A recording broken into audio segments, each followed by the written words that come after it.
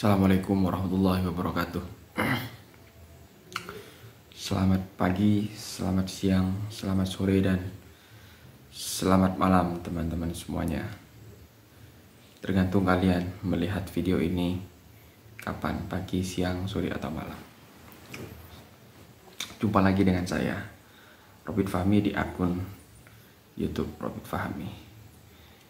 Kali ini saya akan sedikit berkomentar tentang Verdi Sambo yang hari ini menjadi viral, akan menjadi bahasan di semua kalangan, di medsos, bahkan hampir menjadi percakapan di setiap postingan yang terkait dengan Verdi Sambo. Saya tidak mengikuti secara detail kasus ini karena memang beberapa hari sebelumnya itu sudah terlalu banyak kasus yang di-up, terutama salah satunya yaitu kasus perseteruan antara Samsudin dan pesulap merah. Ini sampai di mana saya juga kurang paham, antara keduanya saling lapor dan perseteruan dua pesulap ini viral di media sosial, sehingga mau tidak mau, karena memang muncul di beranda saya juga, saya sedikit mengikuti. Terus yang kemudian yang tidak kalah panjang yaitu kasus tentang pengacara Razman Nasution. Razman Nasution ini kalau saya lihat di channelnya Uya Kuya itu diulas secara detail, tapi saya tidak mengikuti keseluruhan. Tapi paling tidak Razman Nasution ini sempat dilaporkan oleh beberapa orang, termasuk oleh mantan asistennya kalau tidak salah. Dan sampai hari ini sampai di mana kasusnya, pelaporan tersebut, saya juga belum tahu, karena belum sempat baca berita kelanjutannya. Selain itu, si Uya Kuya itu kayaknya sudah mengganti isunya ke isu lain. Jadi tidak ada, saya lihat di postingannya sudah tidak membahas soal Razman Nasution. Yang saat ini yang masih viral dan terus berlanjut dan menjadi pembahasan yaitu kasus Verdi Sambo yang diduga melakukan pembunuhan berencana kepada Brigadir J. Sampai hari ini masih menjadi pembahasan. Bahkan kalau tidak salah, ketika saya membaca berita, Verdi Sambo ini menjalani sidang kode etik, dan itu mendapat PTDH, pemberhentian tidak dengan hormat. Tapi informasinya dari berita yang saya baca, Verdi Sambo ini melakukan perlawanan kalau tidak salah ya. Kalau tidak salah melakukan perlawanan. Lah, di tengah perjalanan kasus Verdi Sambo ini juga muncul yang muncul kasus lain, yaitu skema perjudian yang mana kalau tidak salah di sana Verdi Sambo ini dianggap sebagai Kaisar Sambo, jadi orang yang berkuasa. Dia punya bawahan yang jejaring, yang luar biasa, yang itu menjalankan perjudian online. Entah itu data itu benar atau tidak, saya belum melihat beritanya secara utuh, secara detail. Juga belum ada rilis dari, kalau tidak salah ya, belum ada rilis dari kepolisian terkait kebenaran kasus tersebut. Tapi saya sempat baca bahwa Kapolri memerintahkan agar semua kasus yang terkait dengan perjudian disikat habis. Makanya beberapa hari ini saya baca, termasuk di daerah saya sendiri di Kabupaten Jember, ada kalau tidak salah dua penjual penjual chip kalau tidak salah, itu yang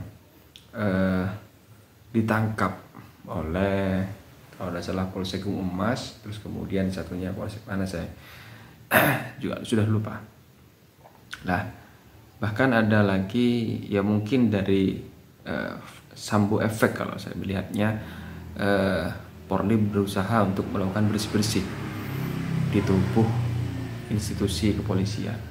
Salah satunya kalau tidak salah di Sidoarjo, penangkapan oknum ya polisi yang itu menggunakan narkoba.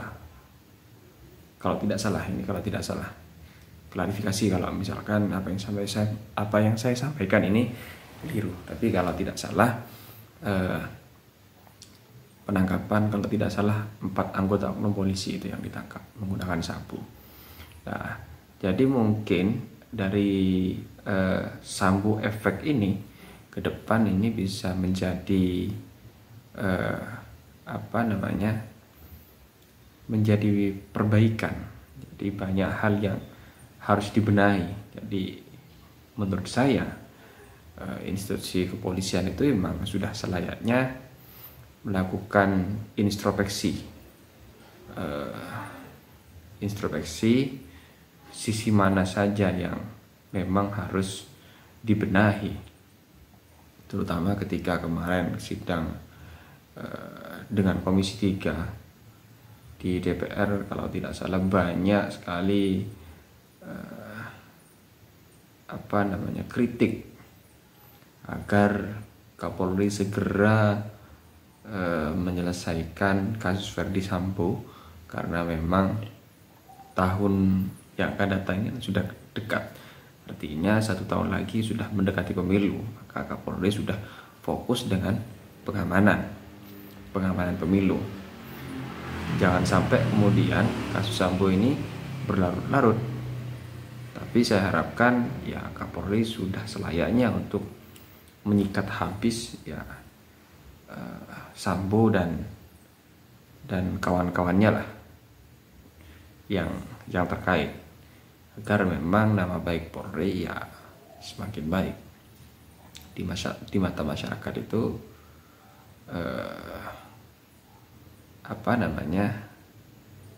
citranya semakin baik lah. Ya mungkin hanya itu. Saya tidak bisa membahas panjang lebar terkait kasus Sambo dan kasus-kasus lainnya, karena hal-hal yang berkaitan dengan kepolisian itu saya menilai sangat sensitif dan itu saya pikir sangat membahayakan pada diri saya, sebagaimana salah seorang warga Riau kalau tidak salah, namanya Mas Ril, dia sempat ditangkap karena mengunggah kasus Verdi Sambo di akun TikToknya, dan itu yang nangkap kalau tidak salah bukan Polda Riau tapi Polda lain.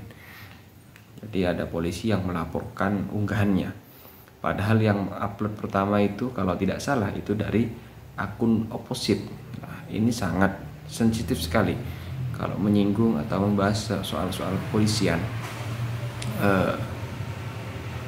sangat sensitif. Tapi memang karena ini sudah terlanjur viral, jadi saya berani sedikit memberikan komentar, walaupun tidak secara detail, tapi paling tidak kalau kalian melihat video ini ya bisa cari referensi lainnya di berita, karena hal-hal yang berkaitan dengan kepolisian itu sensitif. Daripada saya masuk penjara terus kemudian mendekam di sana karena kasus UU ITE, mending kan bahas soal lainnya yang sekiranya tidak membahayakan jiwa saya. Mungkin hanya itu sih komentar saya tentang kasus Verdi Sambo dan juga kasus lainnya yang sempat trending. Saya harapkan kasus itu tidak hanya menguap begitu saja dan kemudian dilupakan terus ya sudah selesai. Tidak, Saya harapkan semua kasus yang ditangani kepolisian itu ya diselesaikan sampai tuntas, sampai ke akar-akarnya. Itu saja dari saya. Saya Robin Fahmi. Assalamualaikum warahmatullahi wabarakatuh.